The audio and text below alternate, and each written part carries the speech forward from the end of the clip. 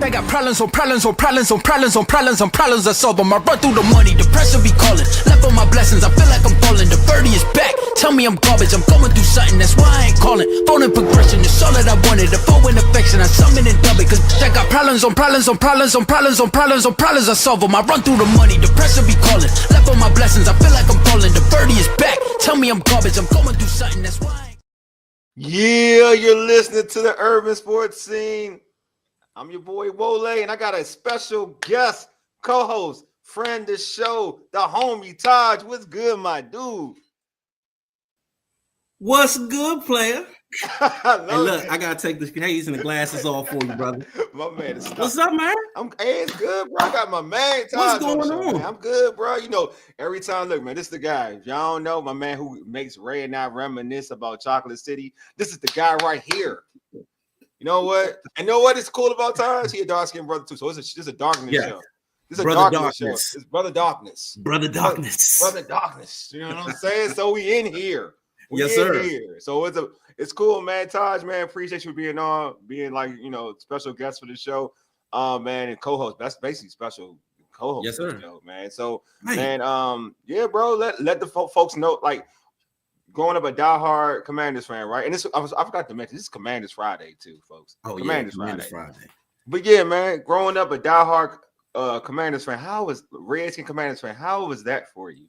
Oh man, it's lovely these days. It's lovely. I can't find a Cowboys fan in sight. These dirty Eagle birds, they the only ones that can really talk right now. Man, they talk mess, bro. Oh, they talk mad stuff. But yeah. Look, I can go to work. I can wear my gear now. You know, I ain't got to hear what's that? The Commodore jokes. What? I ain't got to hear about no quarterback jokes.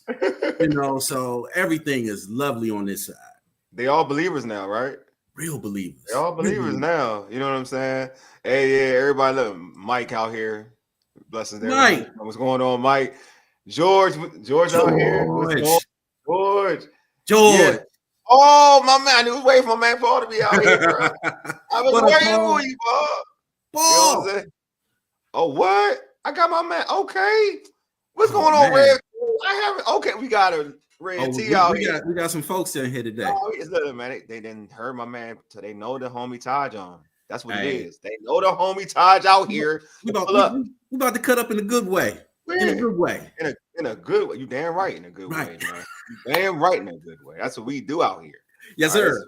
We do out here. If y'all ain't even know how we do from the regular, like just when I'm doing the show, I had Taj out there in the chat, everybody, we have a good time. Actually, Taj is one of the dudes who had me cracking up. I stay laughing when I see Taj stuff in the chat. So won't even lie to y'all. Right. Oh, free Red T. You free Red T, you free. What you talking about, man? Juneteenth already passed, you free. We got them papers. We got them freedom papers. We free, buddy. We free. He's free, buddy. He's free.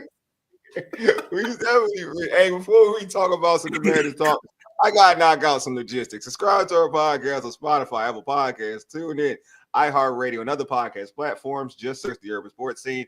Make sure you subscribe to the Urban Sports Scene YouTube channel. If you're in the YouTube chat right now, we accept super chats. Super chats help us support the show. Your super chats will be prioritized in terms of comments and be displayed on the collection. So make sure you do the collection. Taj calls it the collection. So yes, we will pass the collections. You know what I'm saying? And also, don't forget to tweet us at Urban Sports Scene. Hit us up on TikTok and IG at Urban Sports Scene, and also like our Urban Sports Scene Facebook page. And if you're on Facebook, you can also join our Urban Sports Scene Facebook group. Just search Urban Sports Scene, sports bloggers, sports podcasters, and sports debates. All right, let's get into our tradition. The pregame. Here's what we have on tap. All right, here's what we're going to talk about. Out of the 3 second-year Commanders, we're going to debate which one of them is likely to be the breakout star. All right, let's get into it. So, Commanders wide receiver Luke McCaffrey, tight end Ben Sinnott, and linebacker Jordan Magee probably didn't have the rookie years that they wanted to have, right? But however, a lot of fans are real high on these 3 players. Out of these 3 dudes, who will you have? Who do you see being most likely to break out in the upcoming season?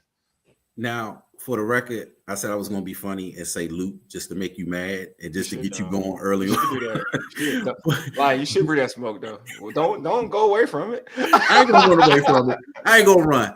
But all seriousness, for me, it's Magee. And the reason why it's Magee because this one is multi-layered. Because number one, it's for the protection of Louvu and Wagner. Yep. I don't know if a lot of people know this. I think Louvu and Wagner played like a crazy amount of snaps, like almost 99, 98% of the snaps. The reason why they came out was maybe they were dinged up. And Wagner's getting older. I think he even just celebrated a birthday today. Yeah, so his birthday, 435. So I know everybody got that London Fletcher disease here where everybody think London Fletcher, he beat Father Time for so many years. I don't know. If we was watching tapes, we know that Wagner kind of, to me, he slowed up a lot during the season. The same dude. Not the same dude he used to be. Not the same dude. Yeah, exactly. And then Louvu, he wore down towards the end of the season. Sure did. And I think the thing that makes Louvu special in particular, and before people get mad at me and say, how can he compare him to Micah Parsons?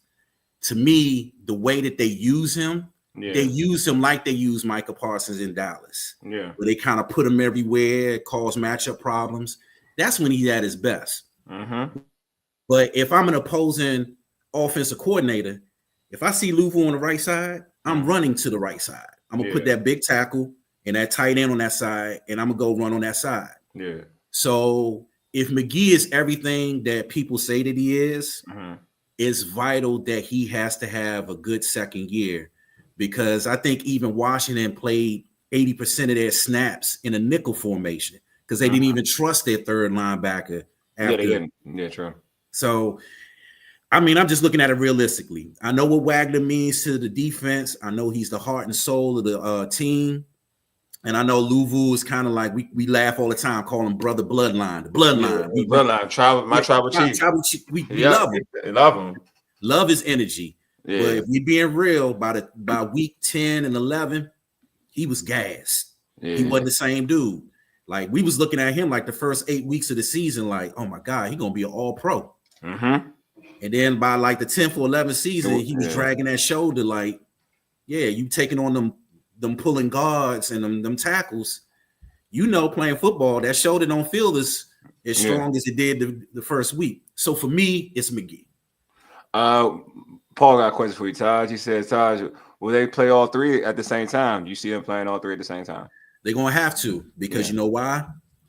Chin covered up a lot of the linebacker responsibilities. He did. They put him up in the box like he was the third linebacker. And the guy that they brought in from New Orleans, he's not as big as Chin. He's not as fast as Chin to me. Chin was kind of like our unicorn next to Louvu. And I think even you and I discussed it before. He even did a good job on like 85% of the tight ends. It was great tight ends. Like we never, if you look at Washington in the past, and like the new guy they brought in, like he runs a 4.3, so he is fast, like a new guy they brought in.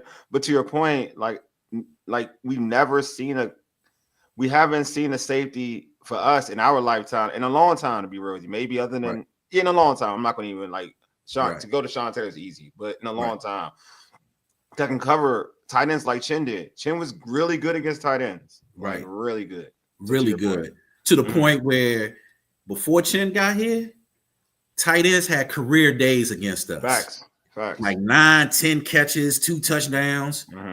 Except for 1 or 2 bad games, you didn't hear the tight ends on the other side. Yeah. So to answer that question, I think he's going to have to play. All three of them going to have to play because I don't know if that strong safety is as good as Chin. Yeah. Actually, I'm gonna give somebody. What I agree with you though. I'm trying to look at what somebody. Yeah, Mike. Yeah, Mike. This is for you, Rev T. I just wanted to make sure somebody, because you're in Facebook, you probably want to see this. So Mike put it out there. So yeah, someone put out some other comments. Santiago said breakout star Luke.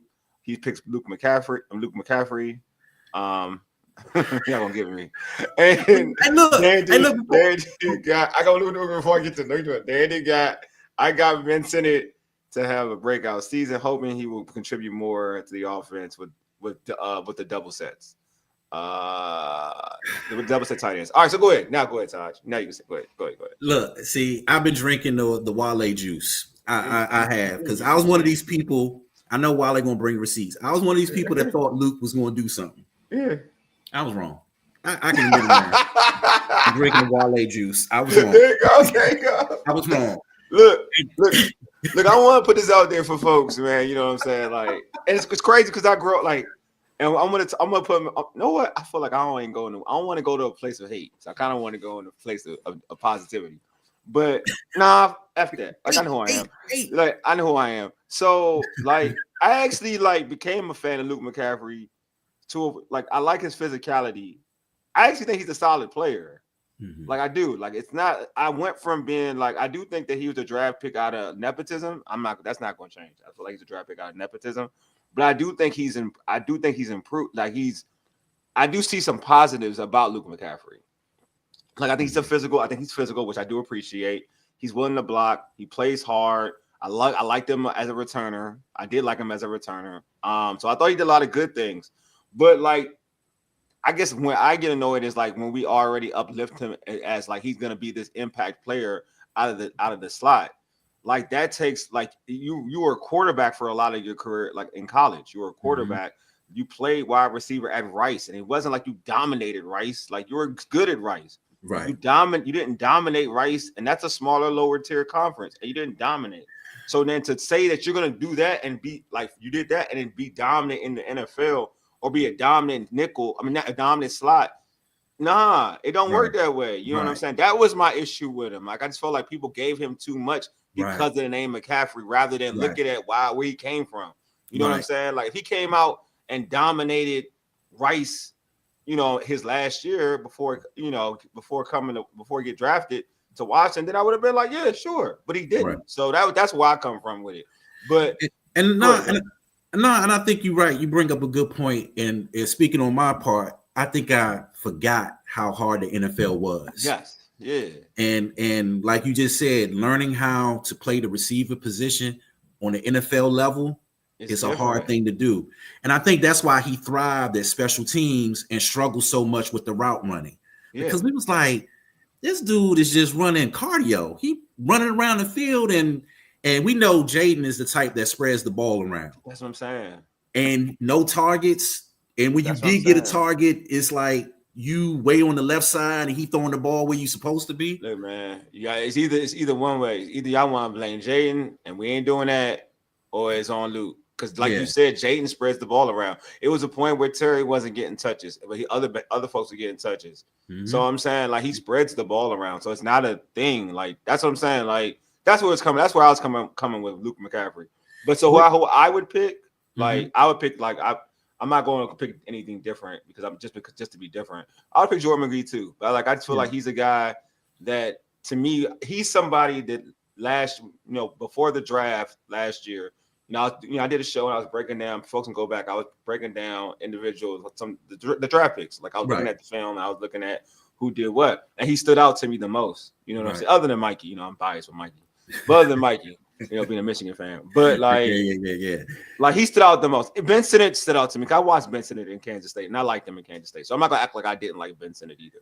But Jordan Magee stood out to me because that's somebody I didn't really know of. Like you kind of look at it and you're like, oh, he flashes. And he's like, he flashes, and he had a good body of work at his time at Temple. Like he had a good body of work like his time in college. So it's like when you look at him, you're like, all right, you played at a high level in your conference, one of the best players in your conference, and for a consistent and not just 1 year, multiple years. And then also you go into what you hear about him. And, from this organization and players, they keep saying he's the next one. He looks good. He fits the part. So he's a guy that I feel like if healthy, when healthy, he'll get if he gets the opportunity, he's going to play pretty well with all three. I think you're going to see a lot of, like to your point, because of Chin, you're going to see a lot of three linebacker sets. And it's going to free up Louisville a lot. Yeah. Because I'm going to say this for real. If you're asking Louvu to put his hands in the dirt, go right, because he's different from Micah. They do try to use him like Micah, but he's different from Micah. Right. Micah is versatile. You put Micah and put his hands in the dirt, and he can get to the quarterback pretty easily. Louvu ain't that type of player. You got to scheme him to get pressure the quarterback. To get pressures. Yeah, you got to scheme him to get pressure. So to your point, I think now by having Jordan Magee out there, you can do some things with Louisville and blitzes and whatnot in terms of mixing things up. So I agree with you, bro. I do think that Jordan Magee would be the individual to me that would stand out a little bit more. Now, the only thing that scares me about your favorite defensive coordinator. Yeah. Oh, go ahead, bro. Is that with everything you just said, I hope he doesn't fall in love with putting Louisville's hand in the dirt. Because I hear a lot of people saying that, we can use Louisville as a rush in. They got to stop doing that, bro. That's people not say his that, strength. Though. People be saying that. You're right. That's not his strength. And that's the only thing that scares me is that I hope Witt and more so Dan Quinn are smart enough to know that Louisville's not that guy. And it's okay because Micah Parsons is a unicorn. Yeah. He's a unicorn. Everybody can't do that. Yeah. And I think go ahead. Keep going. I just think he's better standing up, rushing, and just coming off the edge that way or moving him around. What up, John? What it do? He said Micah's bigger, isn't he? Yeah, he is. But he's also more. He also got better moves too as a pass rusher. Yeah, he's stronger. He's a natural, actually, which is surprising me. I didn't think Micah would be a natural pass rusher. I watched him Penn State. I thought he'd be the best. He'd be one of the best linebackers in football. But he's more than that. I don't know what they feeding them in Penn State. It seems like they pushing them boys out like every other year. Man, that's how they do. That's what they do with their linebackers. But But Micah's not even supposed to be a pass rusher. That's the wildest thing about it. He's not supposed to be a pass rusher. He's supposed to be an all-world linebacker. That's the crazy part about it. You have a question from Dandon. What's up, Dandon? He says, Taj, what is your expectations for Mikey Sainristil, on his current role with the team? He was one of the big contributors of the rookie class. See, I ain't even use Mikey as an individual. Mikey's easy, but go ahead, though. Go ahead. I mean, to me, what I hope is that they don't limit him. If he's one of your best corners, he's one of your best corners. I know everybody gets stuck with, he should be the slot, he should be this and that. I think Mikey, man, you can put him outside, inside. Agreed. And I'm telling people from what he's shown me, I think by the end of this year, he's gonna be one of them corners that can travel. I love it. Because when I saw what he did in the playoffs with and he got that. Everybody used that dog factor, but he got that competitive factor in a way he don't get down. Like we had some corners, a receiver catch one or two passes, their head is down. See, we ain't going there. I know you're going to. I know you're going to talk about it. We ain't going there. Yeah, but I know you're going to talk. I know you're going to talk about. But Mikey, man, he just if you beat him, because you will get beat in this league because the receivers are too good and the quarterbacks are too good. But Mikey just got that thing about him where next play I'm gonna get you. And he gets you. Yeah. So for me, to answer the question, I think ultimately the team will want to put Mikey in the slot because the slot is where most of your shiftier receivers are.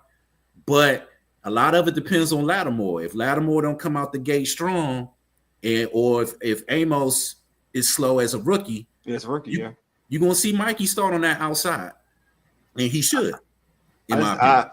I said it before. I feel like if they go, because to your point, I think if they go two receiver set, if a team is going two receiver set, it should be Lattimore and Mikey.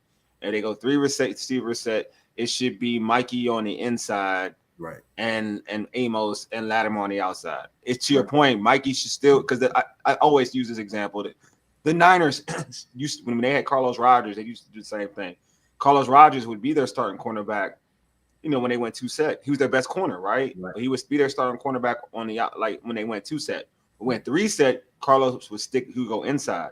He played the slot. They played nickel. He wouldn't go out. He wouldn't be outside. Right. And that's your number one corner. You know what I mean? So I do think that, to your point, if Mikey's your best corner, you know what I'm saying. If he's like, if you go out there, he's one of your best two corners.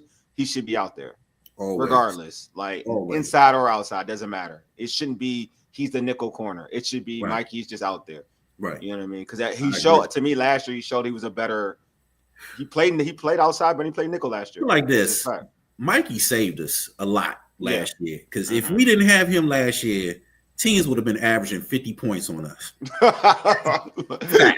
Facts. All right. So Santiago said for you, Taj, what should we expect out of Luke McCaffrey this year?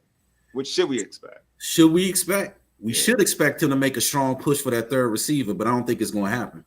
I think he thrives on the special teams. And realistically, just looking at that depth chart, he'll be fighting for the fourth receiver spot, to be honest with you, depending on injuries. Because we know that, look, they're going to sign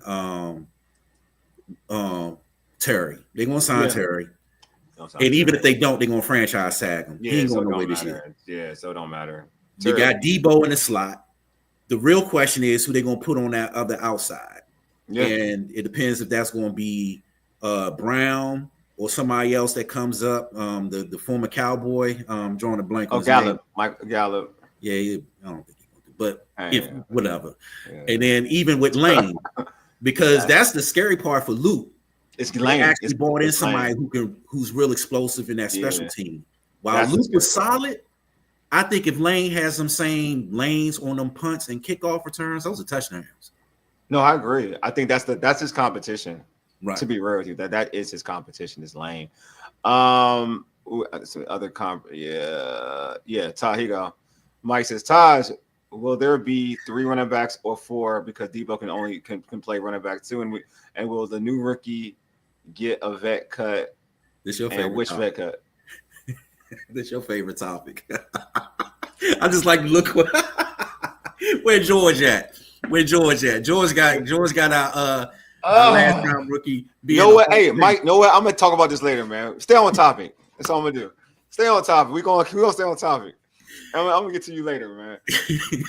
Mike, you trying to get me, bro? You trying to get me? The look on your face is classic. I know he trying to get me. Somewhere George is smiling right now. You trying to get me, man? Here you go, Todd. All right, John, Taj, Wole, thoughts on the wide receiver room? Yeah, Ja'Cory Brooks has a shot to at final 53. Yeah, I mean, I feel like obviously Noah Brown had that scary injury. Mm-hmm. You heard about? I haven't paid attention. Have you heard about Noah's injury after what happened? I haven't heard much. I know it looked bad. Everybody said it looked bad. So I think Brooks has a shot. I know everybody's. I mean, he has this wide receiver unit as a whole right now. You got Terry, who's not in the building right now. So and Gallup is a guy who retired and came back. So I think the receiver, he has an opportunity to make the 53-man roster. But that's all predicated on what he does in camp and preseason. Right. Like I feel like there's some positive. He has some physical tools that this team can definitely use, but he has to show it in like preseason. To be real with you, that's going to probably be the thing that kind of will get a good indicator of if he's going to make the team or not. And then even with that, realistically, he might be practice squad. Because what's going to happen, what a lot of people forget, other teams got to make roster moves. True. And then I think one of Peter's strengths, to be honest with you, them scouts on the pro side know how to find players that other teams discard. I mean, that's how we got Noah Brown last year. True. So, they kind of got their eyes on a few teams that are stacked at that receiver spot. And then they would kind of wait for that June, that July, first purge, and then right around August, they make that other purge, and they kind of snatch up 1 or 2 guys. I got him being practice squad at best. Yeah, I know. I'm saying, definitely. It's not going to be a guarantee. Yeah, here go. Just hope Jay gets a chance to show out in the preseason. Yeah. But see, preseason, every running back shows out in preseason. When we had Reggie Brooks, when we had Reggie Brooks is good though. He actually got to play. He started. He's 1,000-yard running back. So you're right. You got Mason.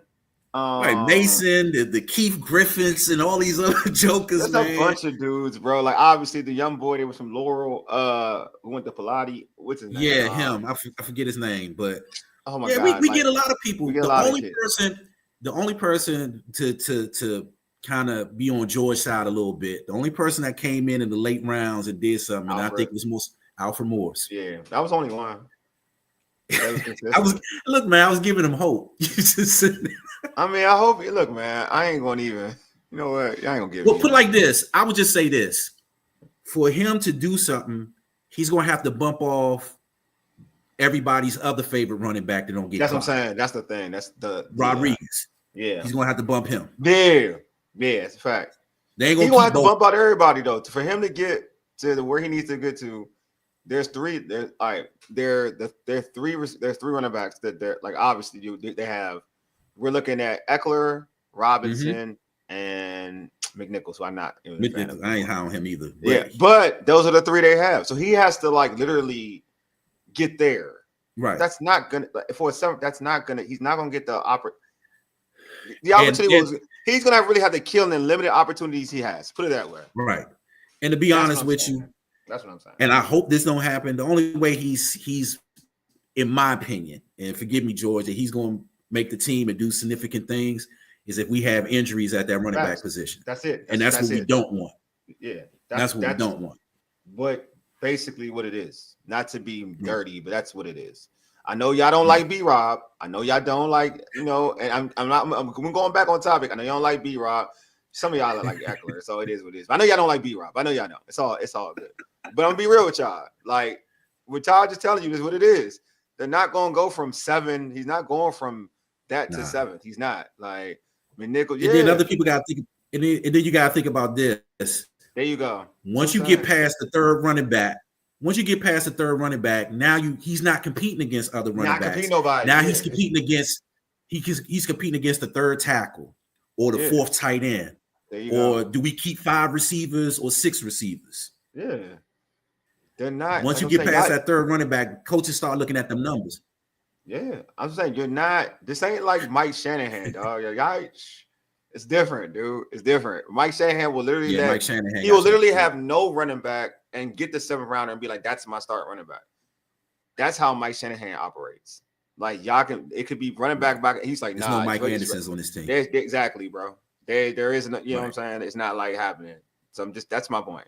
So that's all. That's all. And it's cool. I mean, it's good to like that. It's good to like JCM. It's cool. It's awesome. Merritt's cool, man. He got tools though. He got tools. No. Look, he fast. Look, I'm not taking that away from him. Look. Y'all had me going off script. I'm just saying he cool. All I'm saying, he cool. He cool. I'm just saying we praise him. We hoping for a 7th rounder to literally be lightning in the bottle. Like I just want y'all to know to go back into all your lives of watching football. When go to any team, not even watching it. A 7th round running back who's already low in the depth chart, getting an opportunity, like winning his way to start. That's all I'm saying. Terrell Davis came to a situation where that was him. Like he came to a situation where they were high on him and they made him pretty much.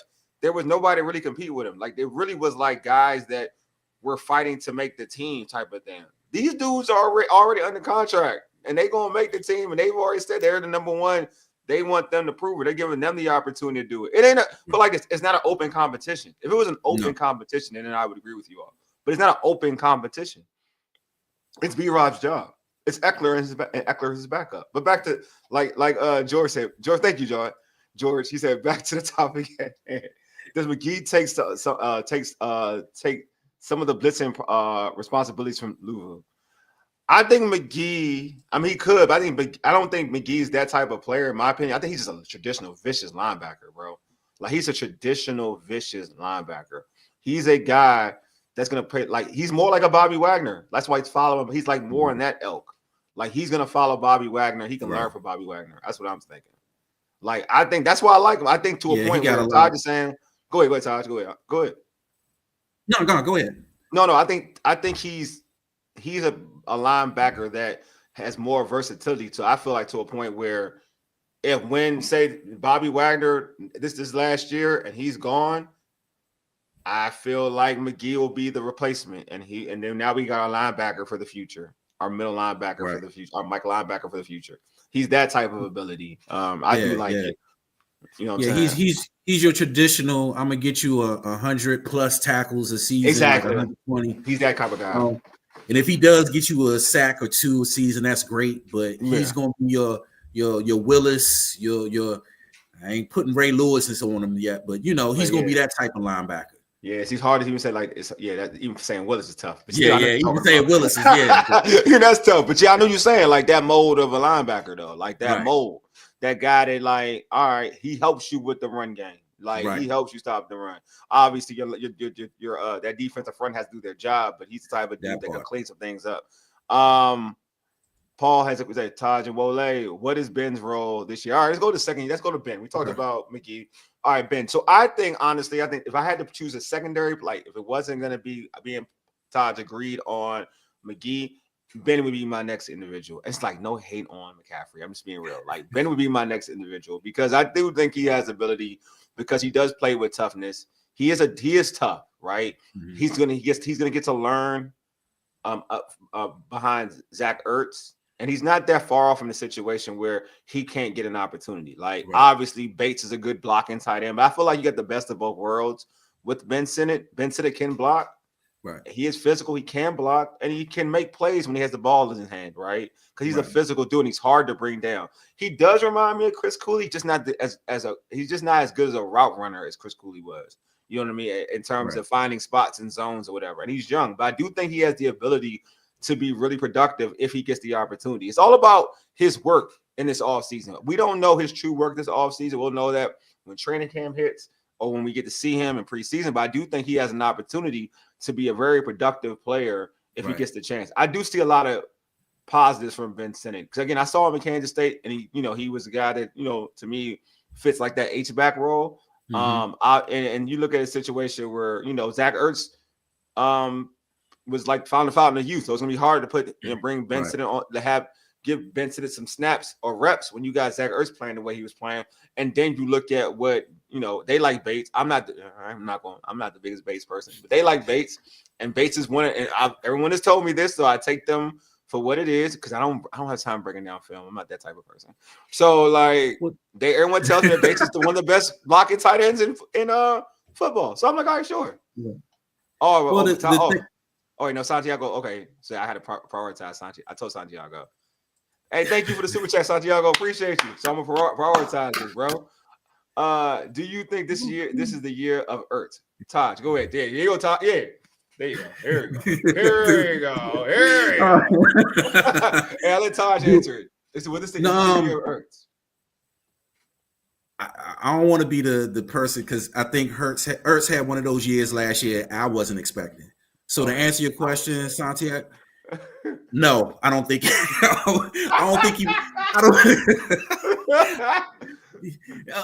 don't think this is his year because number one, we hope that Ben steps up. Yeah, they want Ben to step up, and Ben is going to take some of those snaps from him, hopefully. Mm-hmm. And then two, Debo is going to be taking a lot of those routes that Ertz was running last year. That's the point. Mm-hmm. And I'm not like again, Ertz was one of those heroes last year, but to expect him to do it, beat Father Time again this year, that's a lot. So for me, when you add Debo Samuels, hopefully Eckler can stay healthy, and then I just think some of those touches he won't see. So to answer your question, no, but keep the. Hey, Paul, man, appreciate you, Paul. Paul, hey, Paul I'm gonna guess this is your question, Paul. So I'm gonna get your question too. Can they use Ben at fullback? I think so. Honestly, I think they can. I mean, I think he can. He can be used at fullback if they wanted to. Matter of fact, I would love to see him on some packages in that red zone with Debo, with him in the fullback position or moving around in that H back, like you were saying. Yeah, I do think he can definitely be utilized in that situation. Paul actually, that's perfect. I wouldn't make him I wouldn't make him a regular fullback, but in certain situations, definitely playing fullback, like H back. I think that'd be ideal for Ben Sinnott. But I do think Ben Sinnott Ben Sinnott could be productive and can help this team. His role, but I expect him to get more playing time this year. I do. Right. Santiago who gets the ball on third and fourth down? Who gets the ball? Jaden. Jaden. Let Jaden. They're gonna run that. Who throws the ball? If he throws it, who gets it? I mean, everybody know my answer to that. But go ahead. You say Jaden. Go ahead. If he's throwing it, you know who should get it. 17 should get it. That's 17 should get it. but I think Jaden has shown us, especially as the season progressed, that I trust his judgment. Yes, facts. So. Hopefully it'll just grow with another year in the offense and things of that nature. That's why I think it's important that they do sign Terry before the training camp so they can get that time in and work all these packages and mainly with Debo and Ben and everybody else. But to answer that question, and Jaden, we trust on that 3rd and 4th and 3rd and 5. If that first option at 17 ain't open, you look for Zach or you look for Ben or whoever. I just trust his judgment. Yeah, I mean, you saw, and to your point, Santiago, like, and I know what you're going with it. Man, on 3rd down, Ertz was very reliable, bro. Very. Hey, man. And yeah, I think he definitely, what Todd you're talking about, if Terry ain't there and he open, Zach Ertz got to be it. But Zach gets open. He knows he's a vet. He played tight end at an all-pro level. He's one of the best tight ends of his generation. Yep. So, like, you can trust Zach Ertz when he's on the football field. Yeah, he slips. He slips. He goes down pretty easy. But he's old, 5 times undefeated. You know what I'm saying? But maybe that's how he stayed healthy. Hey, man, look, man. Get down. Plays, and I'm gonna say this: like, I was a believer in Zach Ertz because again, like, I feel like when you have a quarterback like Jay and Daniels, you do need a vet tight end to kind of like hold it down. And it's not like Zach Ertz is far removed of being a good tight end. When he was with Kyler Murray in Arizona, he put when he had a trade, he put up some good numbers before he got hurt. So it's not like he's still, like, when he's healthy and puts a full season, he's still a productive tight end. Now, is he as fat? Is he as athletic as he used to be? No, right? But he's still productive. He knows how to play the position. And I think that's something that Ben Sinnott can learn from, to be honest with you, because you see a guy. Yeah, exactly. You can learn how to run routes like him. You can learn, and even if you don't run routes precisely like him, you can understand how you can learn how to fit the zone, like to get those little spots in the zone where you can get open. Like, you can learn the nuances of playing tight end the way that Zach Ertz plays it right now. Because again, we all can admit it's not like it's the Zach Ertz that we saw in Philadelphia who used to give us kill us. Fits like that Zach Ertz. He still is productive, but it ain't that Zach Ertz. So Ben Sinnott can learn from that. All right, so let's go to a guy. Like, let's go to the last one, the one that the one that folks think I hate on. So I said, it's truth be told, Luke McCaffrey has come out there. You've seen him with like clips of like pictures of him steroids. I don't know. I mean, he's so skinny. I ain't gonna lie, man. Let me put it out there. I'm not even trying to be mean. Hey, look. I'm gonna be real, dog. Like, I don't even know what he was trying to gate, who took that picture, what they were trying to prove with that picture. But the optics ain't good. But nobody ain't good because, and not that he looks strong or nothing. I ain't even saying that. The optics ain't look good because your brother is Jack, and B John look Jack, and you look like this little skinny, wrinkled up dude compared to them. Like, that's not like it ain't showing me like, oh, Luke, he doing it. I'm thinking to myself, like, Luke, you need to gain weight. And I know I know that's not right to say. Like, I'm not right. I know that he's the right size. But when you between them dudes, nah, bro, it don't look right. I was looking at his brother. I don't want to throw no accusations out there, but I was like this. Yo, hey, he man. was what? That ain't amino acids. They ain't, bro. He Balco. That's some Balco stuff. That's some Balco stuff. I was like, I stared at it. I was like, hold up. Is that who I think it is? Is that McCaffrey? Like the real McCaffrey? Is that the real McCaffrey? Is that the real McCaffrey? His arms. The Bama got the Hulk Hogan 24. Bruh, dude, look, man, I watched a kid in Stanford. I ain't never seen this dude that big in my life, dog. Stanford, Carolina. I ain't never seen him like that. Hey, when did he start training with Scott Steiner? I was like, bruh. Like Big Papa pumping this joint. Pause. Pause. Yo. Back to wide receivers. The decision to let DB walk. Yeah, De'Ami Brown walk influenced by them drafting Luke, or they didn't like him. I like that one. I like that one. I don't think it influenced it. I just think this staff is under the belief that other than Terry and maybe Debo, that Jaden can kind of make anybody shine. Awesome. I agree with that. And then I agree with that.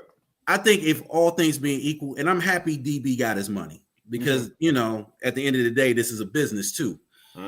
I just think that they looked at a number and was like, nah, not for no third receiver. In their mind, who was going to be the third receiver or the fourth receiver?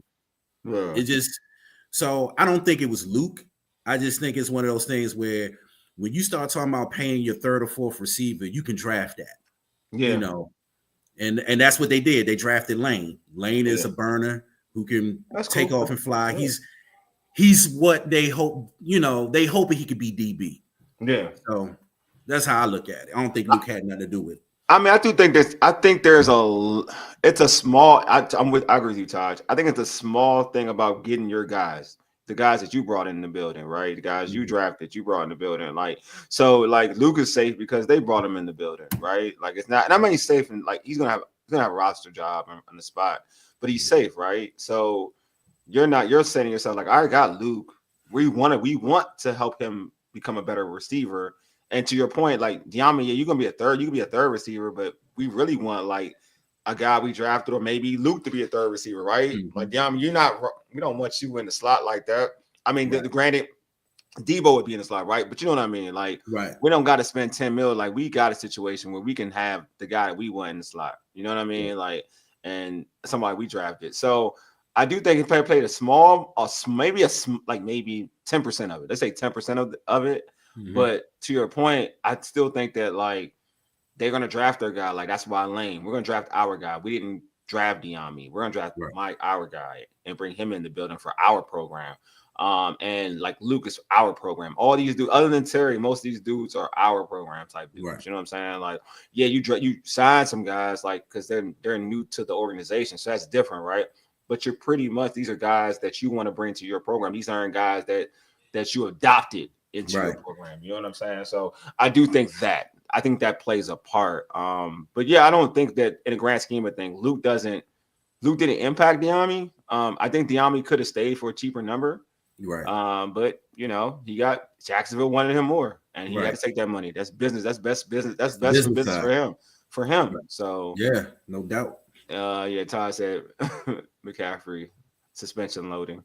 It could be. Yeah, that picture is crazy. That picture is insane. Deluxe was good, my dude. Says Washington got Noah, Gallup, and Osborne for 2/3 the cost of Diami, and all three have a much higher production. I don't know, man. Diami was kind of hot in that last little stretch. I don't know where and Gallup was retired, so I don't know what Gallup we getting. And Noah Brown, that injury, he stayed hurt, and I don't know what is this. And Deluxe, what's the situation?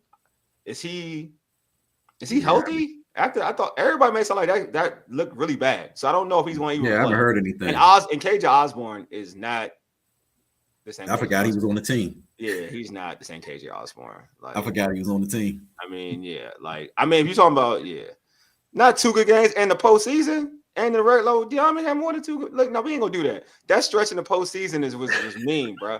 Like, nah, people hate when people like. Look, I'm a coach. Like, nah, man, I'm gonna be real with you, dog. I'm be real with you. I want you to play your best when it matters. Like, real talk, when it matters, dude. You was dominating when it not dominating. That's too harsh. Right. I was about to say balling. You was balling when it mattered, bro. Like I ain't going. No, we're not. The only thing about DB that got me was his last couple of plays left a bad taste in the mouth. That's the only thing. The fumble. Yeah, man. Oh man, look. I ain't gonna lie. Yeah, I mean stuff happens, but if he didn't punk that dude, man, the Eagles punked that dude, man. Hey, look, I'm a DB dude, but I'm real. Like I ain't gonna lie to y'all. Like the Eagles got him. Hey, look, but I'm just saying though, if he wouldn't have had that fumble, and if then it's different. It's different. Yeah, the talk would have been different this whole season. It's different. Yeah, I did like the play was like the fumble was like, and it wasn't like all right. The fumble wasn't like it was a good defensive play because the ball was like put in a position for him to fumble. To be real with you. It wasn't like what's my man Nichols? Like I still can't forgive Nichols. I'm still trying to McNichols. I'm still trying to get over that. I'm mad he's on the team. Eckler, all of them fumble, man. All of them fumble. Like, but the McNichols one is the one I'm really. Yeah, that's the one. Yeah, I'm really trying to get over that. I can't. No, we're not. I'm not trying to get over it. I'm not lying. I'm not trying. Like I don't. If I see him on my football, if I see him on the field, I'm gonna. No, you talking about put like this. For those that don't know, I went to the game. I was right in the heart of it. Yeah, he was in the game. Yeah. And them jokers sat there. First of all, I'm 6'2", 250. They ain't gonna say too much to me anyway. Of course, facts. Yeah, facts. But nah, surrounded with them Eagle jokers, you can see the fear in their face every time Jaden and them start marching up and down that field. I know, yeah. I mean, that stadium was so quiet, and then when McNichols and Eckler and all them jokers fumbled, put like this, the all the Eagles surrounding me sighed, like, yes, because to be honest with you, they really couldn't stop our offense. That's what I'm saying. That's what makes it so mad. They couldn't stop our offense. I'm trying not to remember. I'm trying not. Yeah, let's trying to forget that game, man. Because my counselor told me I was just getting over it. Yeah, I haven't. I still haven't gotten over it. Every time I think about that score, I get like a twitch. Yeah, I get like a little twitch, and I just like a little, I'm trying to calm it down. But I be trying to calm it down. You know what I'm saying? The Lux, Diami had 2 games over 150. Noah Brown had 2 games over 150 yards a couple of seasons ago. Did he get 10 mil? Congrats to Diami, but we're talking about Jacksonville decision making. Look, man, I'm telling you, and I heard Diami looking good in preseason. I'm letting y'all know, and Diami is actually like not preseason, in camp. I heard Diami looking good in camp. At least Diami ain't go down already, so I ain't wrong about that. Look, I Wale would tell you I wasn't the biggest DB. Yeah, you're not. Yeah, I wasn't. But the same argument that we can make for Terry. First out the limo. That's funny.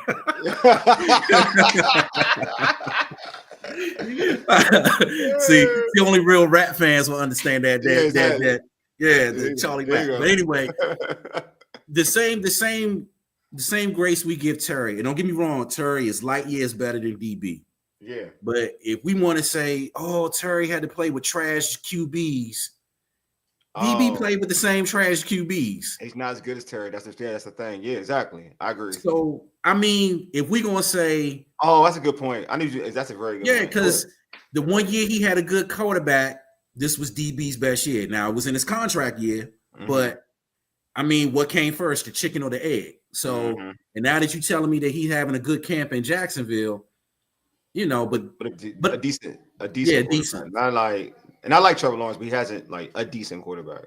He's not with Jay now. You don't like Trevor? You don't like Sunshine? No, Sunshine, my dude. I don't like Sunshine, man. I always bull with Sunshine, man. I like ever since I saw him in Clemson, I was like, Sunshine cool with me.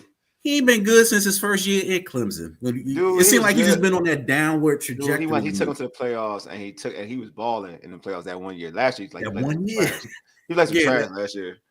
Don't worry, man. He's gonna be all right. He got a good team now. He got Diami. You know what I'm saying? He's straight, dog. You know what I'm saying? For your sake, I hope Sunshine. Look, when Sunshine ball out, y'all gonna see. Look, Paul, I ain't messing with you. Keep saying overrated, man. You trying to say overrated? Look, Paul, we gonna be battling for a while. First, don't get me started, Paul. I'm still mad at you from yesterday. You know what I'm saying? My man was like. Yesterday, my man Paul, he low key be hating on Terry. He trying to play that crap up. I'm about to curse. I can curse on this show. I can curse on this show. So like on this show, I can curse. Look, you was low key hating on man Terry. You was about to give him the curse. I'm trying to hold this. No, I'm about to curse right there too. I'm trying to hold this in. Hey, look, it's funny. It's funny because I'm somewhere in the middle. I get you like, man, just get to, and Paul like hard line. Paul, that general manager, he ain't negotiating nothing. Look, my office 32. Take it or leave. Paul, one of them dudes. And I get it. But with Terry, people got to understand this is going to be his last big contract. There you go. He said, here you go. See? The man, no. If it was somebody else, Paul would try and bring him in. Like, yeah, we can sign him for that. No, man, I ain't mess with this dude, man. I fool Paul. Paul, my dude. He ain't know he my dude. He was going back and forth with this yesterday, man. Last night on Allberg didn't go everything, man. And fuck this shit, Paul. Keep doing this shit, Paul. I can't hold that joint no more. I can't keep doing that. He got my man cursing like Richard Pryor up in here. Oh man, what's going on? He said Jay will get everybody paid on both sides of the ball. I agree. One side of the ball. We winning. He should. I mean, that's a winning dude. That's what winning does. You get everybody paid. You know what I'm saying? Yeah. You know what I'm saying? Terry got. I'm not gonna make it the Terry show because we did a Terry show already. But still, like. And yesterday I went ham. Like I took the show over, but I ain't gonna do that this show. I'll say this much though, like Like you should blame Jaden for Terry getting paid. He finally had a good quarterback. You should blame Jaden. That's where I'm at right now. The Paul negotiates like Bruce Allen. We probably call Terry. Y'all cut exactly, man. Y'all cut up. Y'all cut up. What I'm saying? Paul's not here, my man. You know what I'm saying? Like you got to blame your blame Jaden. How about them apples? Terry gets paid because of Jaden because he finally got a good quarterback. He put up numbers. Man. You know but I will say this though. I think they will pay him. It's just one of those things. I think they just got to come somewhere in the middle between either the guaranteed money or the years. Mm-hmm. But but I do understand both sides because the one thing about this front office that I kind of disagree with, but I get why they do it. They got a lot of contracts that's set to expire this year or next year. Yeah, I agree.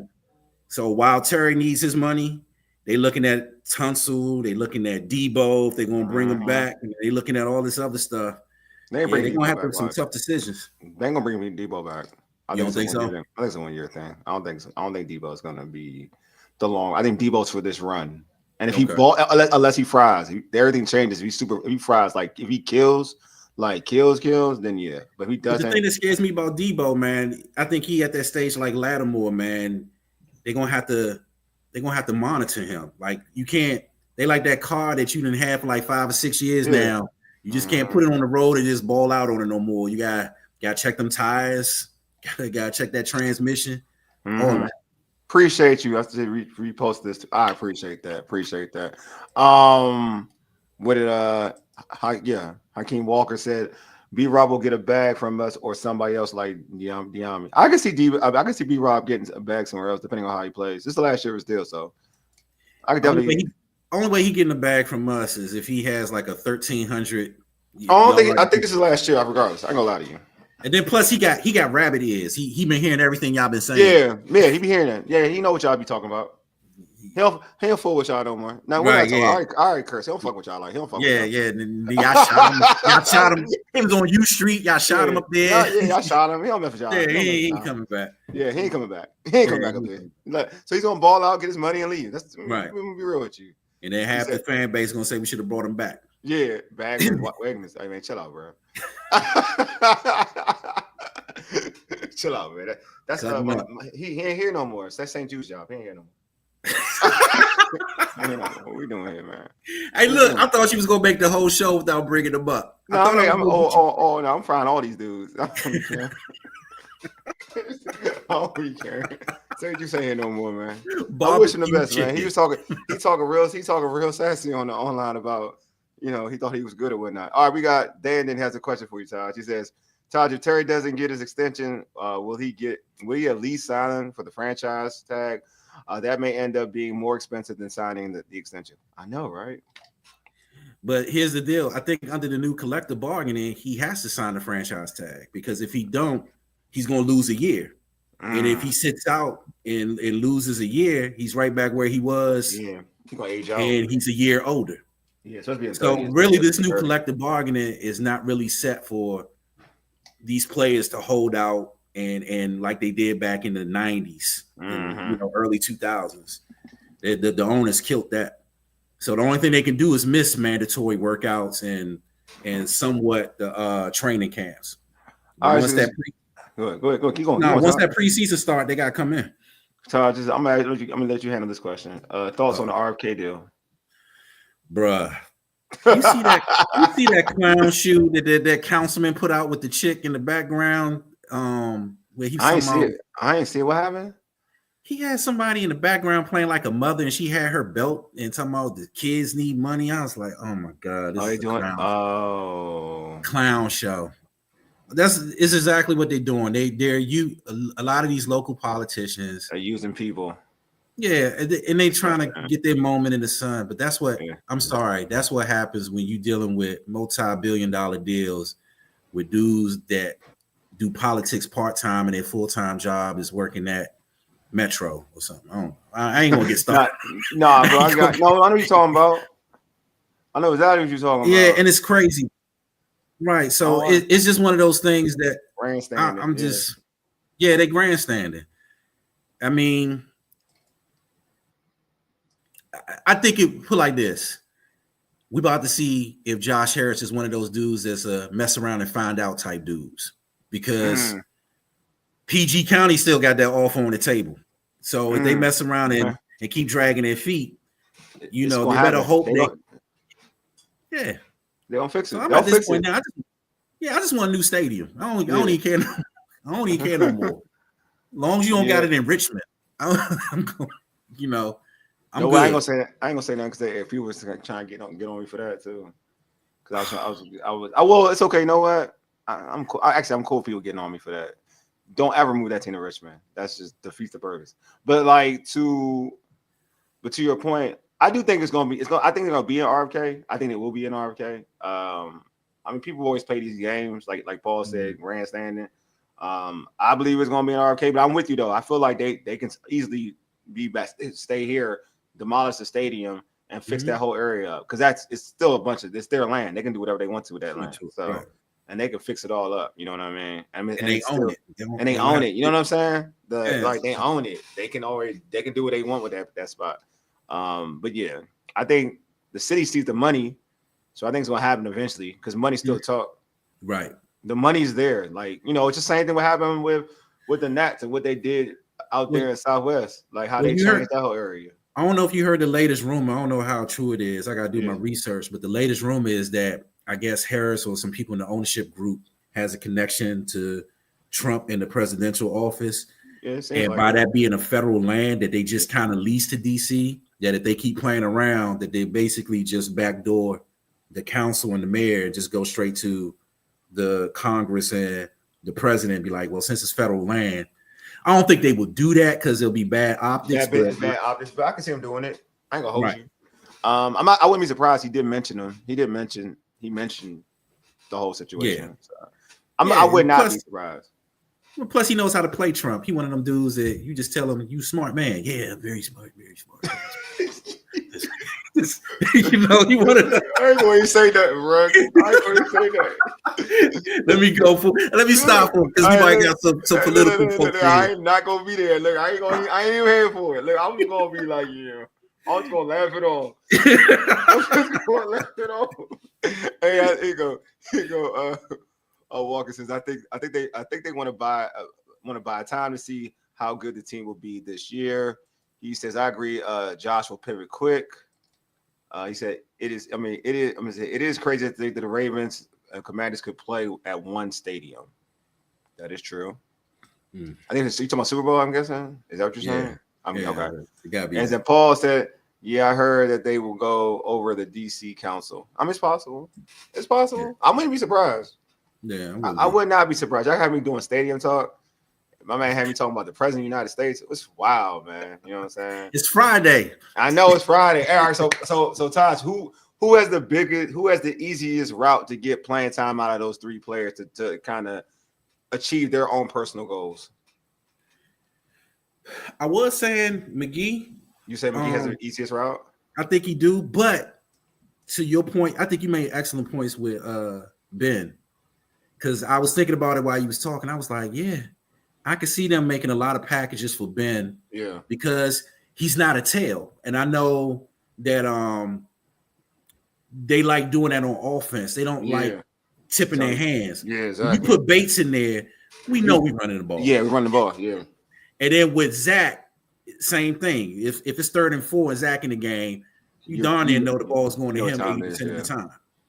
Yeah. Ben doesn't tip what you want to do. True. The only problem that he had last year was that he had the dropsies. Yeah, which is wild. He was wide open a lot of times. He just had the dropsies. If he gets that corrected, I could see him taking time from Bates. Because I think Paul or somebody put it in the chat that I could see Ben and Zach in a lot of 2 tight end sets, especially in that red zone. Because if you got Ben and Zach in a 2 tight end set with Debo, that's a nice little package.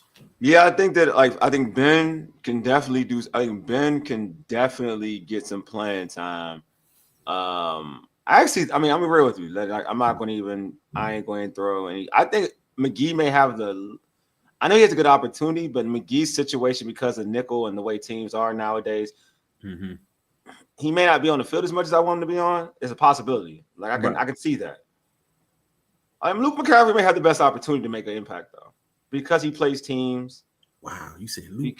I know. I say the best usage is the opportunity. I ain't say he's going to do it. I said it's opportunity. I said opportunity. That's what you do with the opportunity is what matters. That's what you do with the opportunity. I just said he has the best chance. I was about to say. Look, he has the best chance because I do think with special teams, and in these injuries, right? I mean, real with you, these injuries, like in terms of at wide receiver. We real thin right now. Yeah, we're thin, and then even the guys you're trying to let, like Gallup, who retired, you know what I mean, and it's coming back. That's Osborne, who hasn't been the same Osborne in the last for a while. Yeah, KJ Osborne has not been the same Osborne for a while. I forgot. So he has an opportunity to like get playing time, to get a lot of playing time. And again, he is a guy they drafted. They are invested in Luke McCaffrey. So when knowing all of that, and you're still doing a rookie, like as much as I think that Lane could be productive for this team, we don't know that Lane can play the slot. I don't know Lane can play the slot. I'm not looking at him that way. We know that Luke McCaffrey, we know that they want to see Luke McCaffrey in the slot. Like we know that. Like that's a thing that they drafted him for, right? So he's going to get that opportunity. I feel like he has the best chance at that and impact on teams. So he has the opportunity to impact the game on different levels.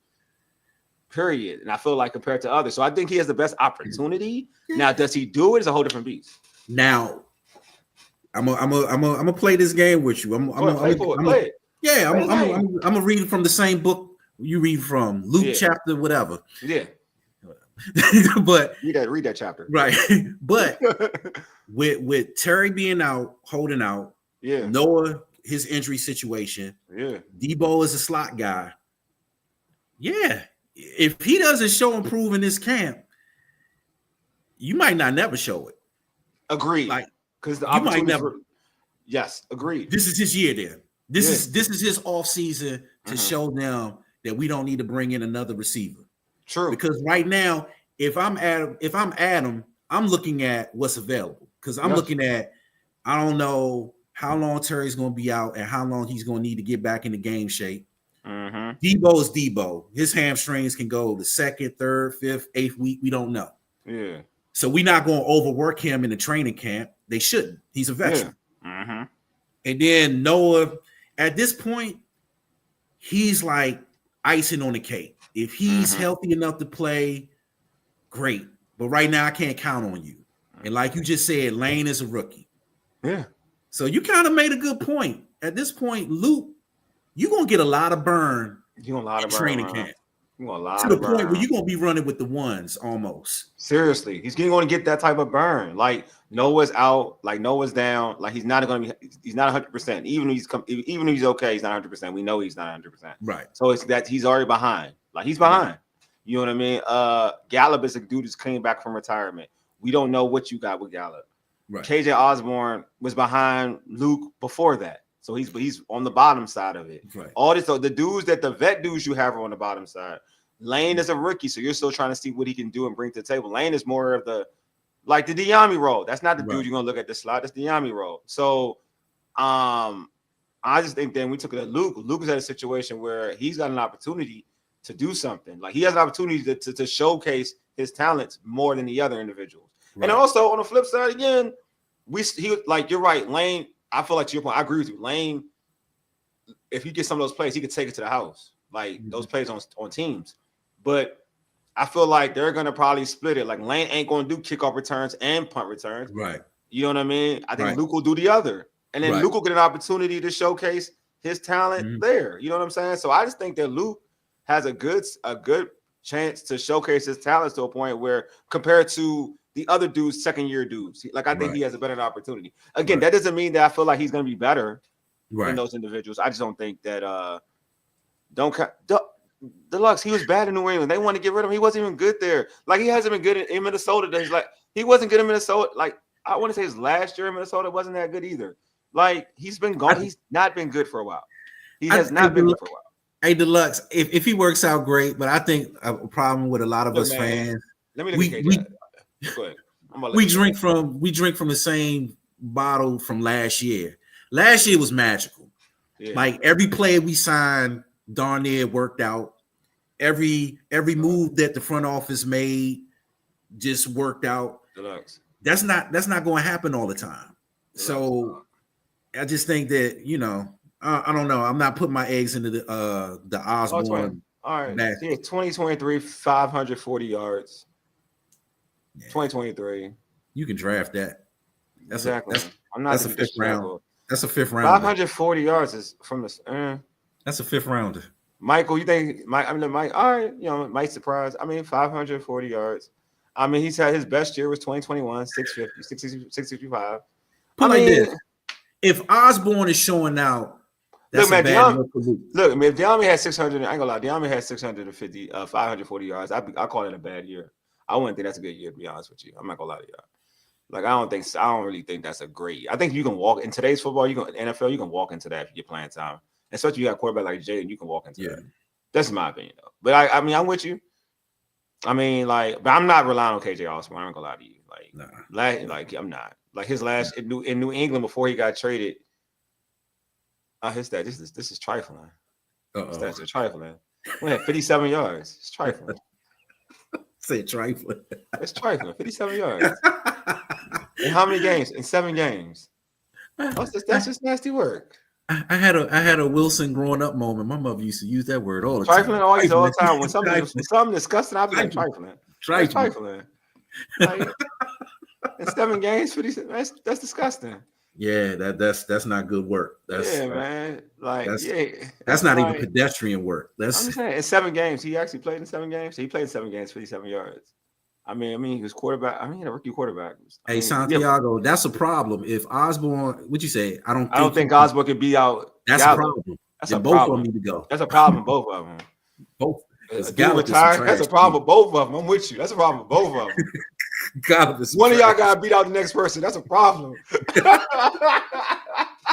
Hey, look, I'm like this on the phone with Terry now. I'm like this. Hey, what y'all want? 38, 39? Terry. Right, Terry. 37? Hey, right. 37? Hey, look, we got you. We got you, Terry. We got you.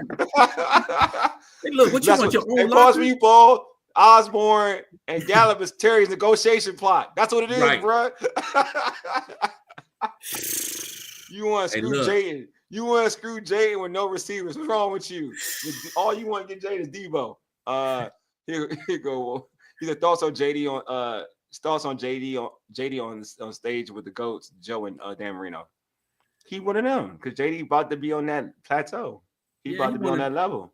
He wanted them, but I just also want fans to just remember the NFL is hard. It's difficult. Give that man a chance to That's true. That's true. Because see, the thing that I'm worried about is if he goes into next year and if he don't put up miracle numbers. See, oh man, he only threw for. I'm already hearing people projecting these crazy numbers. Like I heard somebody say they think he can throw for almost 4,600 or 5,000. Now he ain't that type of player. He ain't that type of player right now. But even with that, do y'all know how much 4,600 yards? Like that's a lot of yards. Jaden is it, but let's he's not even that type of player though. For that type of because he's gonna take off, he's gonna run. He's not that type of player. Like it's not even that type of. He's gonna dominate the game, throwing and running the front of the ball. Like he's gonna be a little bit of both. And eventually, as he gets older, that won't the arm will be most of it. But right now, he's young and spry. Like you know what I mean. Like it's not gonna be for example, I use Lamar as an example in terms of how he's passing the ball now. Not in the past, but now, right? Even Lamar, who to me has become a way better passer. Like he's if you watch his games, it's such a accurate passer. You'll never get him throwing for that amount of yards. Like I think he threw for 45. Was it 4,000? Was it 4,000 yards he threw for, or something like that? Or 43, something. Yeah, like that. That's the best. That's what you're gonna get from him because you got the legs to work with. You're not the other dudes who just got to stay in the pocket. You can do more. You know what I mean? Right. Yeah, I agree. Yeah, in college, that's college. The NFL is different. Because people run. You know why? Because people in the NFL, people are running wide open in college. In the NFL, people ain't running wide open. You got to throw them open. And what I like about Jaden, I said this before, Jaden is he's not gonna risk a throw. Like he's not going to risk a throw. If he doesn't think he can truly make that throw, he's not going to shoot through. He's not going to throw it. And guys don't run that open in the NFL. They just don't. That's why the stats in college are going to be different. Look, Danny Warfel was amazing in college. He threw like a whole bunch of sorry. He brought up the Danny Warfel. Danny Warfel was amazing in college. Check the stats of Florida, man. It's amazing. Yeah, he's putting up video game numbers. He's putting up video game numbers, bro. Like, I'm not even lying to you. Like, Steve Spurrier was like playing video games with Danny Warfel out there. Like, and that's another good point, Paul. If we winning, we running the ball. We ain't gonna be throwing it. That too. That too. That's what you want, though. You want to be in that type of level. But all right, so like, and so you're saying, all right. So are we in agreement with? Yeah, like, the usage? Okay. Yeah, I think we are, man. Okay, so what? All right. So in terms of like the top player in McGee, what do you? Because I'm gonna go back to McGee in terms of his, because that's the player that you identified.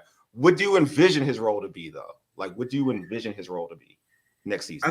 I think eventually, I mean, what I see it next year being is pretty much like that that relief pitcher, that guy that comes in and give Wagner a breather or two and stuff like that, and coming in on those 3 linebacker sets.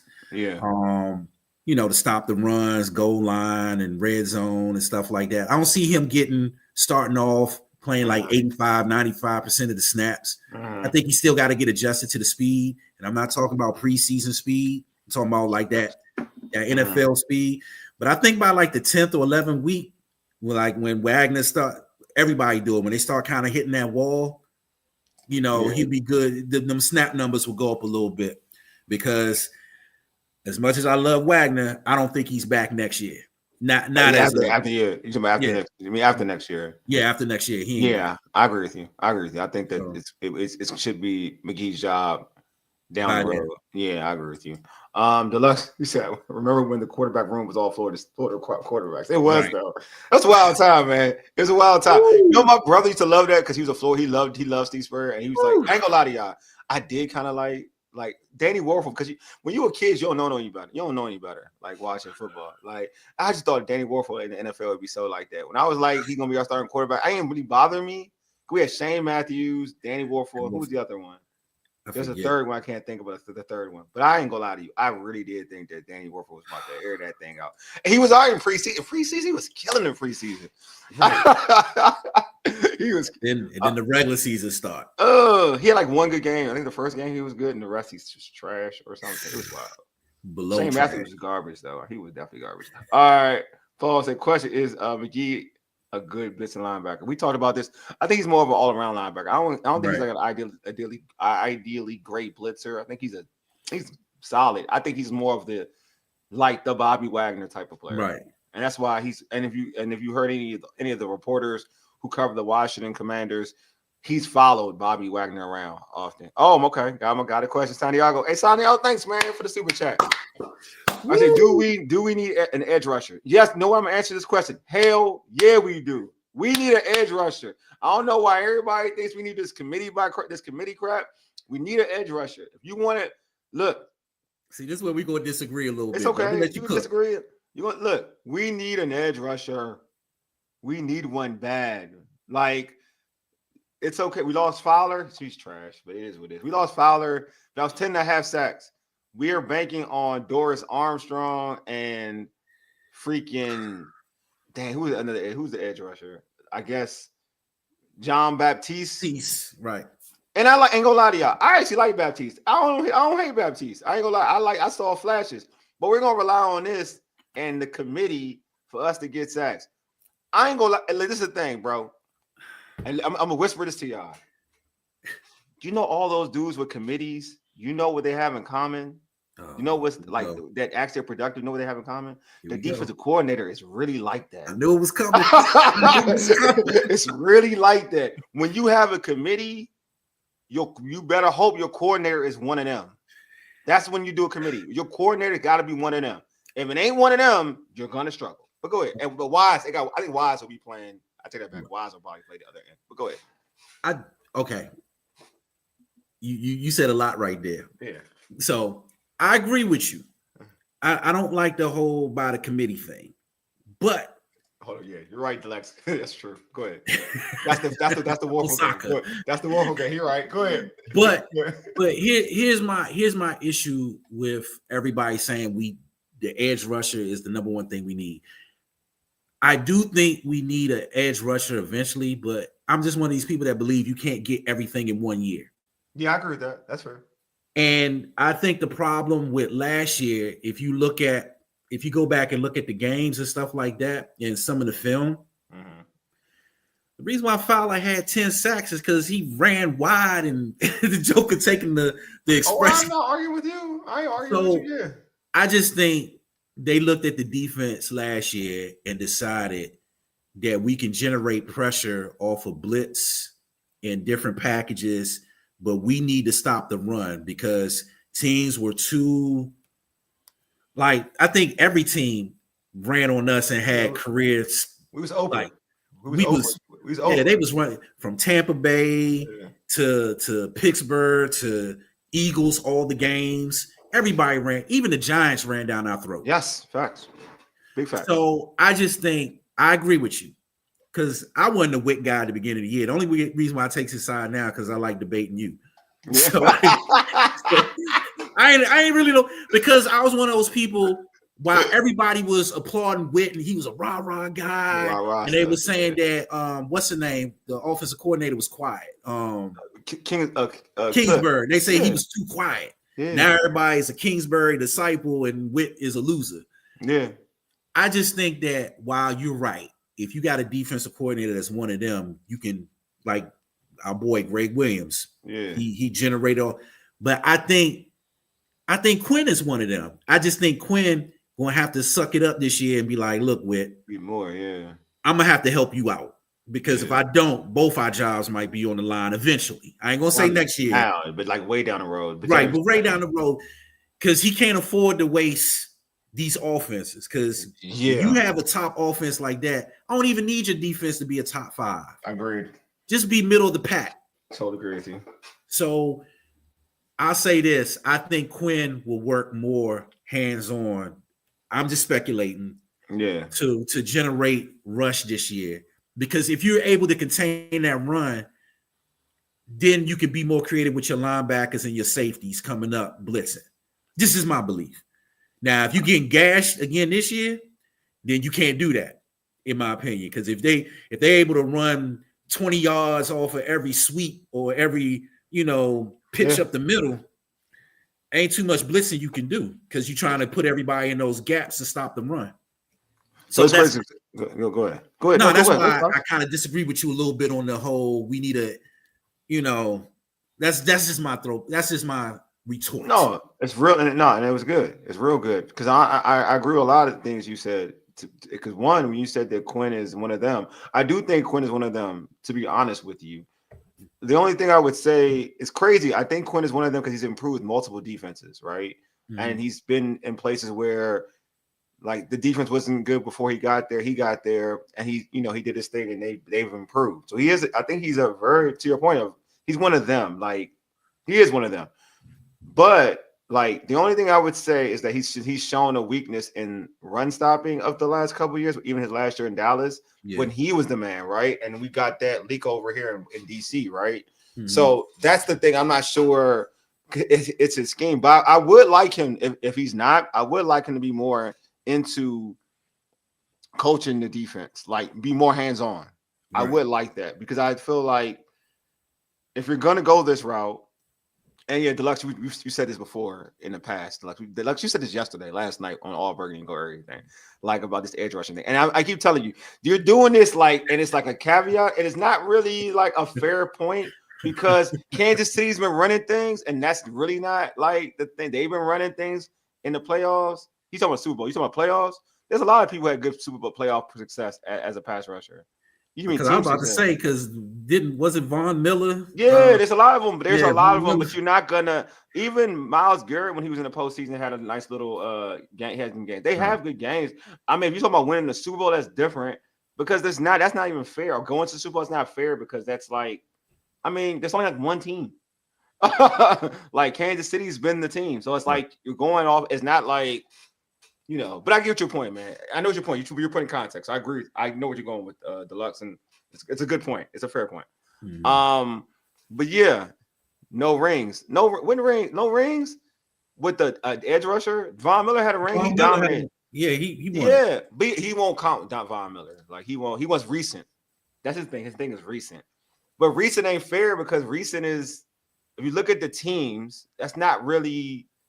And honestly, I'm not even asking. And I think that's the thing you're getting misconstrued. I'm not even asking for a dominant edge rusher. I'm asking for a good edge rusher, a consistent edge rusher. Like Verse. See how he almost beat the Eagles by himself. Verse. Mm-hmm. He almost for the Rams. Like he almost beat the Eagles by himself. Right. Really. So, but I'm looking for like a good edge rusher. I'm not looking for like a crappy. I'm talking about like a decent edge rusher. Like Washington right now in a situation. I'm not asking for the best edge rusher in the world. I'm not asking for Myles Garrett. Well, what do you think about some of the edge rushers that are still out there? Like, I'll take Clowney in a second. What we got here? What about Preston? That used to be here, Preston Smith. I'll take him over. I'll take him over what we got here too. That's better. Those are former 10-sec guys. Okay. Or 9.5, close to their guys who get pressure. I'm just not sold on Clowney at this stage in his career. Clowney 3 or 4 years ago, yeah. Mm-hmm. But this stage in his career, I really wonder how much he has. Well, I mean, he played well in Carolina before he got hurt. He got hurt in Carolina. He had 5 sacks. I just think the year before that with the Ravens had 9.5 sacks. But this is how I would say it. Like this is the only reason I know what you're going. Like this is how I would say. Like, do you think is Clowney better than Flowers? Yeah, than Flowers. That's why. That's my point. Yeah, I get it. That's my point. That's my only point. I think. Yeah, that's an excellent point. Yeah, I just think this coaching staff is traumatized right now. If anybody puts up a bad tape against the run, they run it from you right now. But like Clowney's good against the run, though. That's the thing. He's actually good against the run. Okay, I got to look at him because I haven't looked at him. That's the one thing. So that's the one thing Clowney's always the one thing. This is actually, this is funny. The thing that people were pissed off because he underachieved. Like I'm not gonna he underachieved in his career because he's supposed to be he's supposed to be what Myles Garrett is. That's who Clowney's supposed to be. Right. But the one thing that he was good at off the rip was stopping the run, setting the edge, stopping the run. So that's the thing he does well. Like that's the thing he does well. So like that's why I like him in our situation is because of that more than the pass rushing. To be honest with you, I think he can do that. But I like that he's not like Fowler. Fowler couldn't stop. Like tape on him stopping run was atrocious. Right. Clowney isn't that. You know what I mean? Like he's far from that. Okay. I gotta look at it. Agreed on good edge. We don't need to. Yeah, I agree. See now, look. Yeah. Deluxe. Look, see how this. Look, Deluxe. We came full circle. look at us, Deluxe. Look at us. Look at us. Deluxe is drinking the tea. He's drinking the tea. Deluxe. Deluxe. This was a 2-night thing. But now we're here. We went from now we're here. Right. Look at us, Deluxe. Deluxe, look at us. Right. Deluxe just came over. See, Deluxe, man. He came down to the front of the altar and gave his life to the gave his life to. Come down. My man, Deluxe. Look at us. Yeah, Deluxe, look at us. Look at us. Oh man! Hey man, this is crazy. Yeah, I like Smith too. Desarius Smith. Smith, yeah, he's good. He's solid. He'd be good too. He would be good. I think any of those guys, Smith, Clowney, Smith, Preston Smith, all those guys, I believe would be good for Washington. Because again, you don't gotta be. So you don't need the elite pass rusher. Right. Like I don't like to your point, Deluxe. I don't want Hendrickson at all. I don't want to trade. I don't want to trade anything for him. That ship is I'm not even for that. I wasn't even on that boat. I ain't gonna lie to you. Right. My preference is like give me somebody solid and we good. Solid, who's good, who can rush the pass and give me like 10 sacks or close to it. Yeah, I think and help stop the run. I need a versatile dude who can help stop the run and get sacked. That's my preference. And I don't know, and I got to keep reminding myself too that this front office is not finished. They're not. So they might look at the first preseason game like, okay, let's get Clowney on the phone now. Let's get him in for a medical checkup and make sure that knee and whatever else he was dealing with is good. True. And get him in. I mean, they're at a point too, like, because I just feel like that's what they do though. Like they go for bargain dudes, like for a year. That's what they're doing. Judon, that's what I want. I do Judon too. Yes, I would. Yeah, Judon, yeah. I would get Judon in a second. Like, I just think that it's good to have those type of dudes in the building, because you're gonna need, like, dog. You're gonna need a guy who's experienced, know how to rush the passer. Right. You know what I'm saying? Yeah. Like, again, I'm excited. If I want to be late, I could have put Baptiste in this thing too in terms of second year players. He's a guy that I'm excited to see too. I think he has an opportunity to make some plays. So yeah, to say now that we cross this bridge now, yeah, maybe that's what the front office is doing. Maybe they looking at the Baptiste and see how he'll do. It's possible. And if he doesn't show out or doesn't look like that he's ready, then because there's a lot of edge rushes still available. That's what surprised me. A lot. So maybe they're just looking at it. We can get them cheaper by the second or third week into the training camp. But yeah, what you do first. I think it's a good point. Like, again, you drafted him. Though he was a late, like he's a seventh rounder when they drafted him. Oh, don't tell George that. Don't tell. I said, don't tell George he was a 7th round pick. They go 7th round. It's all good. But I'll do it for you, George. He was 7th rounder. It's year 2 though now. It's year 2. So yeah.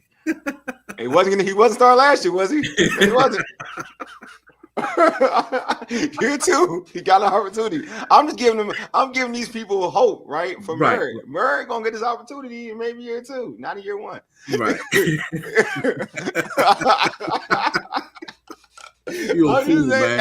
I'm just saying. Like, he's gonna get a chance. Right. They may believe in him. Like, I like what I saw from him. He had a sack or 2 last year in limited duty. So I think he has not. To your point, I would like that though. You know what I mean? Like, granted, I do want them to go after some one of those edges, but I kind of would like them, to your point, Todd, it's a great point, that I would like them to give Baptiste an opportunity, and maybe he's like, oh snap, we got something here. Right. You know what I'm saying? Because that's the mark of a good organization, right? We draft this kid, we see promise. Instead of like going out and getting somebody else's work, let's get our work. Let's let it get our work, that opportunity. You know what I'm saying? That ain't sound like work. Get somebody else's work. That sound real nasty. Like, nasty. Nasty work. Nasty work. Yeah, I get what you're going.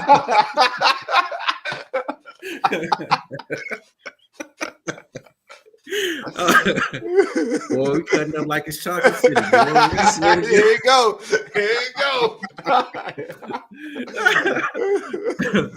Hey, we got Alexis. Look at what they have. If they sign a vet after week 1, the contract isn't fully guaranteed. I like that too. Yeah, but I don't even think AP is worried about that per se. I really do think they want to go into the training camp and see what they got.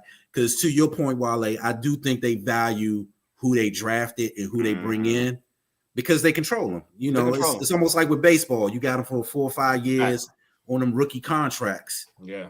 And then, it frees you up to do other bigger things. Mm-hmm. But, you're right about that. You're right. But yeah, I don't think they worried about no guaranteed and stuff like that, because they still got a lot of cap space. Yeah. We went an hour and 30. We did good, bro. Like, so we gotta close the show out. This has been dope, man. And you know what, Todd? Before, behind the scenes, you were like, you guys see, you made the cut, bro. You made the cut. You killed it. Hey, man, I appreciate you. Todd killed it, bro. Hey, like, let's not. I told you, Todd, you gotta worry about nothing. Hey, tell Ray I passed auditions. I'm gonna tell Ray that my man Taj killed it. I'm gonna hit him up. I'm gonna be like, hey Ray, bro, Taj, like, he was on one, bro. Hey, y'all, I might get my urban sports shirt real soon. Yeah, you may get the pin, bro. You may get the pin. Right. The X chat was garbage. What? That X chat is garbage. What happened with X chat you talking about? He ain't talking about, my man Rory, he'll never be carrying me. That's my guy. What you talking about, Rory? What you talking about? Crashed or something. Did it crash? Oh, did my chat? Did it crash? Oh, it must have been bad. Oh, yeah, bring on Taj. Yeah, Taj come on the post game. We're gonna be lit. Man. Taj, you know what? One show we're gonna have you and Paul on the Auburn. Hey, they're not ready for that, Paul. They're gonna be real, man. We're gonna mess things up, man. I think we did that one time last year. No, we did that was different though. We did that was like call-in type. Right. We talking about on. Okay. My dude, on. Oh, cool. Yeah, cool. We're talking about on. Oh, nobody talked on there? Oh, yeah. He was on a chat. Okay, got Got you. Oh, okay. He told me he was on the chat. Oh, yeah. When I put it on the chat, I got you, Rory. Okay, I understand. I know what you're talking about. I know what Rory's talking about. Nobody was talking in the chat, like in the stream, on the stream. So he had to jump on here.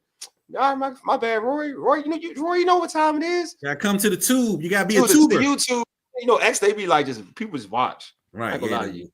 Yeah, those are peeping toms. You know you my guy. Those are peeping toms. You about to end though, guy. We about to end though, Rory. Dang, you hit at the end. What you want? Hey, Rory, I'm gonna give you time. What question? You have a question real quick before I end the stream? Yeah, because I smell chicken upstairs. It's about time to go. I know, man. I'm hungry too, bro. They said it wouldn't load. It wouldn't load. Oh, my bad, bro. I don't know. Actually, that's Elon. Elon be tripping. All right.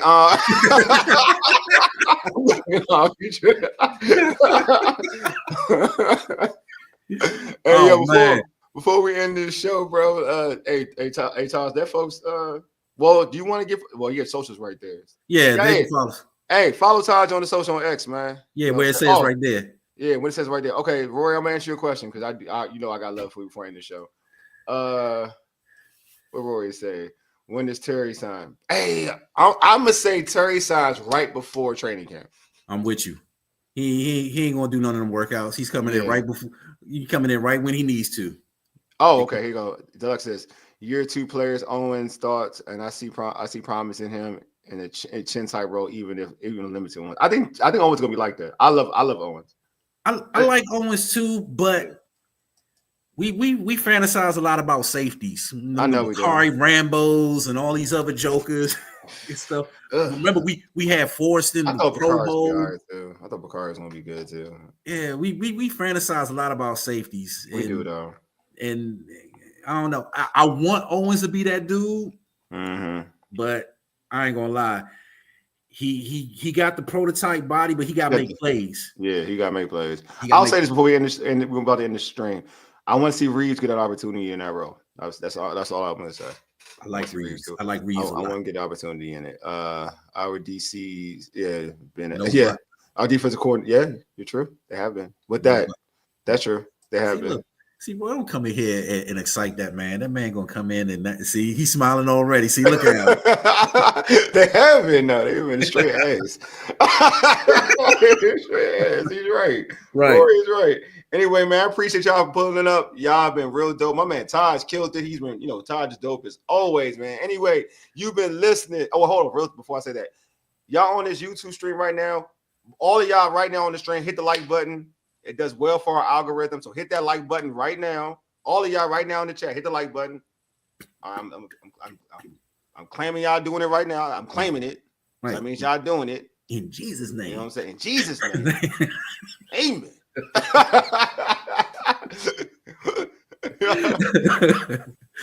You know what I'm saying? He say, hey, well, he said, well, y'all know they listening. Right. Appreciate it. Yeah, I like that too. Yeah, facts. Appreciate y'all. Hit the like button. All right. I know y'all done it. Okay. And also, you have not subscribed to us, hit that red subscribe button for this YouTube channel. Waiting for y'all. Okay, I know y'all did it. All right, man. Anyway, now I'm gonna close this out. Anyway, you've been listening to the Urban Sports Scene for ages. Yiddy Roosties. We are.